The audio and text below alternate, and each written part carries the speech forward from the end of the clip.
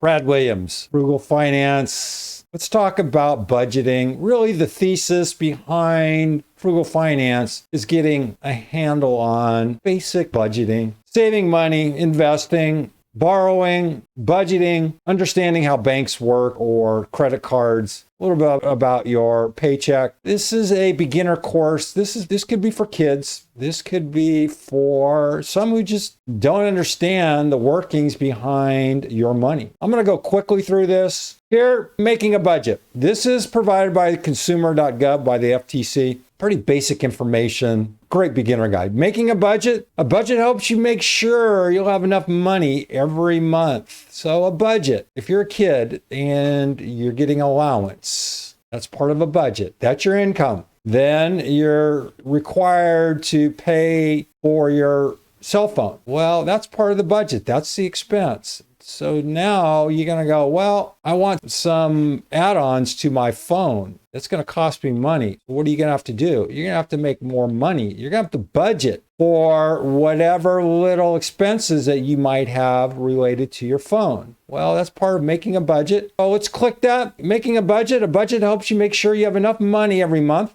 Without a budget, you might run out of money before your next source of income. A budget can also help you save for your goals or emergencies. That includes you kids that, well, doesn't hurt to think about college or about buying your first car or about some of the things that you want to be cool. It could be shoes, it could be glasses, it could be clothes that your parents saying, nope, not going to buy it. You want it? You need to earn some money. And that's part of the budget. You want to go someplace that your parents say, we can't afford it. Well, there's nothing that says you can't get a part-time job. So a budget is the plan you write down, decide how you'll spend your money each month. A budget shows you how much money you make and how you spend your money. You might see that you can spend less money on some things and more money on others. You might also see ways to save money. That's critical here. Here's a video. And how much do I make? Well, again, it depends on if you're a student, if you are a teenager, if you are, say, part-time worker.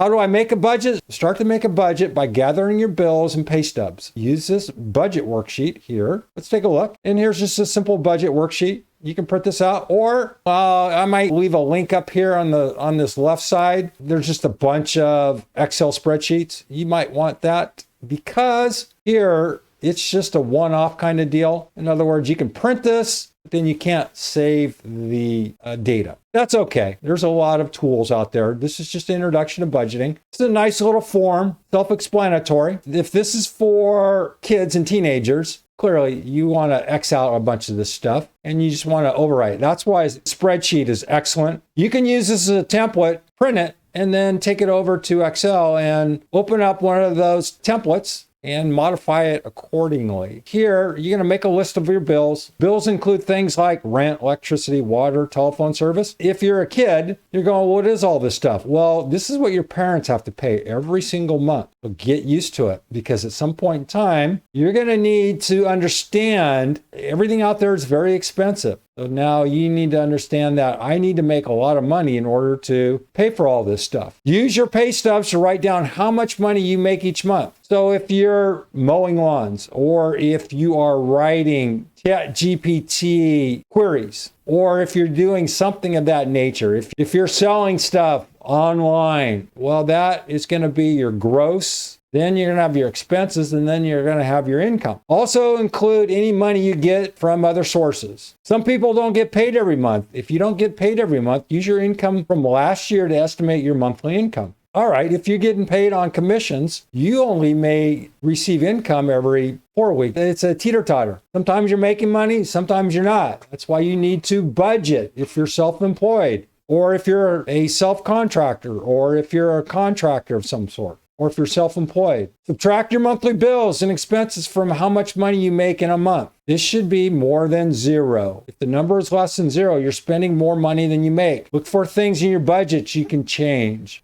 How do I use my budget? A budget is something you use every month. At the beginning of the month, make a plan for how you'll spend your money that month. Then each day, write down what you spent. At the end of the month, see if you spent more than you made. Use this information to help you budget. I'm going to back out. We're going to go to opening a bank account. Opening an account at a bank or credit union can help you keep your money safe. Here, we're just going to look, opening a bank account. What's the difference between a bank and a credit union? Banks and credit unions offer the same services like checking and savings. To join a credit union, you must be part of a group that's allowed to join that credit union. That's pretty lenient in this day and age. There's very few restrictions in terms of the credit union recognition. Why would I open a checking account? Now, here's the deal. In the U.S., because of the restrictions in terms of the banking, you may not be able to open up a bank account because you're not a U.S. citizen. Now, keep that in mind. That means you don't have a green card. I'm sure there's an avenue, but I would be leery if you don't have a green card to listen to this particular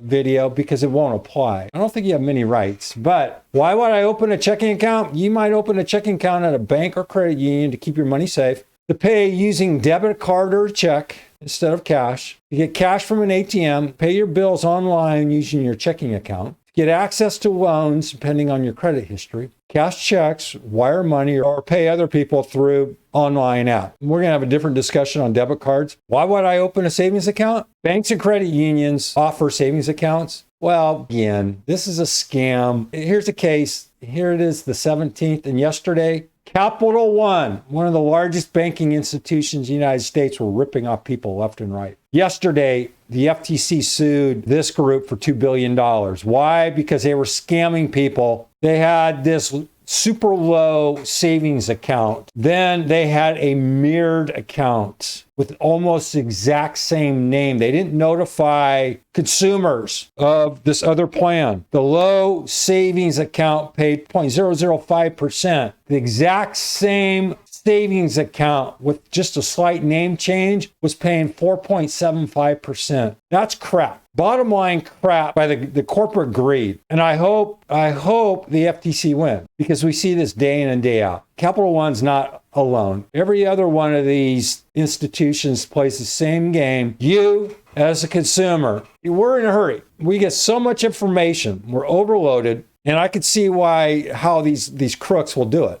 They're going to send documentation, and all it takes is one word. And my goodness, are you going to look at savings account 1 plus or savings account 1, put that plus sign? That's the scam these crooks will play. And I hope they lose. I hope Capital One gets their butt spanked because this is what you as the consumer have to deal with. Now, why would I open as a savings account? Well, now you know if you open up a savings account, so many of these companies refuse to pay the going rate. So now you're going to have to find a money market account. Now, savings accounts are blasé. You don't use a savings account in this era. You want to use a money market account? Savings accounts are going to pay 0.0025, less than 1%. Even in a market where money market accounts are paying 4%. So just be very, very careful here. And do I have to pay fees? By all means. By all means, do not pay any fees to these banks. That's why credit unions are favorable. A $17 a month fee for somebody to hold your money is robbery. So you're going to make sure when you're dealing with these groups, not only their monthly fee, if you use an ATM, make sure it's in network so you're not paying a 50 cents or a dollar or $2.50. Now imagine you take out $25 from an ATM, $30, and they charge you $2 for that. Take $2, divide that by 30, and that's going to be what? That's a little over 7%, but you do this 25 times a year. That 7% now is up to what, 35% you're paying for this convenience. Be sure to limit when you're pulling cash out, you're not being charged a fee. And keep in mind, you're going to have a minimum balance. Do not overdraft. Why? Overdraft is when you pull out more than what's in your bank account or your savings account. The reason being is they're going to charge you a huge penalty. Don't overdraft. Now, you can negotiate with these groups, and maybe they'll give you 1 or 2 free overdraft in a given period of time. Take that into consideration. How do I choose a bank or credit union? Be careful. Do not fall for the, well, we're going to give you $500 if you open up an account with them. There's a lot of caveats there. Well, you're going to need a minimum balance of $4 million. You're going to go down this checklist and you're going to go, these guys are just scammers. Well, they are. I despise banks. I despise savings. I despise all of them. They're all crooks. So you need to manage this stuff diligently. Be careful. Take it slow. Make sure that you read all of the documentation. Your paycheck explained. I'll try to get through this as quick as possible. Your paycheck, be it from, if you're self-employed, to W-2, where you're working your 160 hours a month or 40 hours a week, you're going to get a paycheck. Now, your paycheck is the money your employer pays you for doing your job. You also get a pay stub that tells you how much you earned and how much your employer took out of your paycheck for taxes and benefits. Now, this is important because there are a lot of incremental issues here related to your paycheck. You're going to have your taxes. You're going to have your Social Security. You're going to have your 401k. You're going to have any other withdrawals that could be a Roth IRA. It could be any number of issues. It's up to you. We're all guilty of this. Negotiate our salary. We negotiate a lot of issues, but then we don't read the fine prints. Make sure when you're discussing all this with human resources that you have all the documentation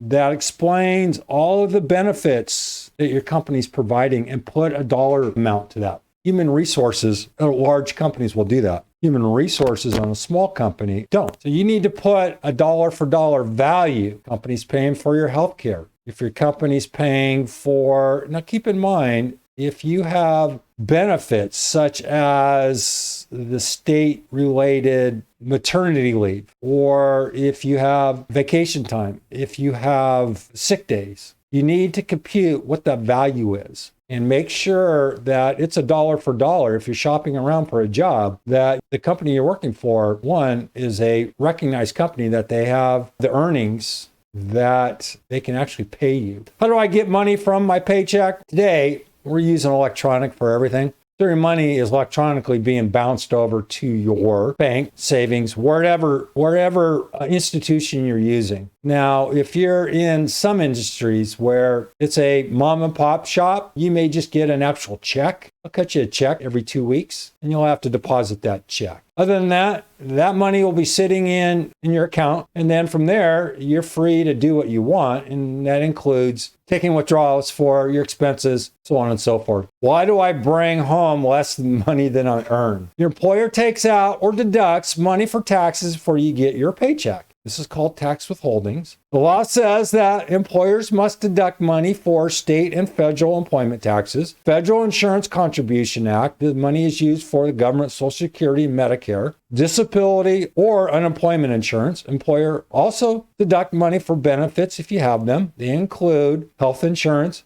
and a retirement savings account. When you have a big change in your life, like having a baby, your taxes might change. You could owe more or less money in taxes than before. Talk to your employer if you have big change. And then what is a pay stub? Now, there are 9 different items that should be listed on your pay stub. That's a California requirement. I'm not sure about other states, but look into it. Now, what is a W-2 form? That will be the document that you're going to get at the end of the year. And that's for the IRS. It's going to say, well, you made X and here's the net income. And then from there, your taxes should correspond to your earnings. If you're self-employed, you're not going to get a W-2. You're going to get 1099s, a whole bunch of different series. And then from there, you're going to have your itemized deductions. You can also do the same thing with your W-2s. Generally, that's not as beneficial, but that's off topic. That's just an overview of your paycheck explained. And lastly, using a debit card. Now, for disciplinary purposes, if you find that you're spending more than you're making, then a debit card may be the resource versus a credit card. Now, credit cards are horrible. They're good for the 45% of the people that pay off their credit card monthly. But there's 55% of you. Keep in mind, in the US, there's $1 trillion credit card overhang. $1 trillion for 55% of the people paying way too much interest. An alternative would be a debit card where you can't spend more than what's on the debit card. What's the difference between a debit card and a credit card? When you open a checking account at a bank or credit union, you usually get a debit card. Debit cards look like credit cards, but they use money you already have. Credit cards use money you borrow. With debit cards, you don't get a bill every month. Money comes out of your checking account right away. You don't pay extra money in interest. You don't build a credit history. With credit cards, you get a bill every month. You might pay extra money in interest if you don't pay the whole bill every month. You can build a credit history if you pay your bill on time. It helps even more if you can pay the whole bill each month when it's due. Prepaid cards are a different kind of debit card. You buy a prepaid card and you'll load money on it to spend. Many have extremely high fees. This is common for undocumented individuals in the United States. You're being taken advantage of. Find an alternative. When would I use a debit card? Debit cards help you buy things without using check or cash. Get cash back when you buy something at a store. Get cash at an ATM. Some debit cards are free to use, but some have fees. What if I use all the money in my checking account? Your debit card will be declined if your account doesn't have enough money. You won't be able to buy things. Some banks and credit unions have overdraft protection. This lets you use your debit card even when there's not enough money, but most likely you're going to get stuck with a huge overdraft fee, and then you're going to have to pay interest on that. How can I keep my debit card safe? All right, you're going to be given a PIN. Now be sure you remember the PIN and don't write it down. Or if you have a PIN and you need to write it down, write it in some anonymous means. I know. If you can't remember your PIN, how will you remember your new code if it's written down, if it's been altered? In other words, let's say your PIN is 1234, but then you're going to write down ABCD on a piece of paper. If you don't remember what ABCD means, it's equivalent to your PIN of 1234. You see where I'm getting here? You have to remember something. If you lose your debit card, let your bank know immediately. Ask your bank or credit union for account alerts. Keep in mind, we're in a world of scams. Up here on the left, I probably have a link to the various scams out there. If not, you can go to any of my many, many videos on scams. That's a quick overview of a resource by the FTC on making a budget, opening a bank account, what your paycheck is, and then a little bit about debit card. Brad Williams, Frugal Finance. Thanks for watching.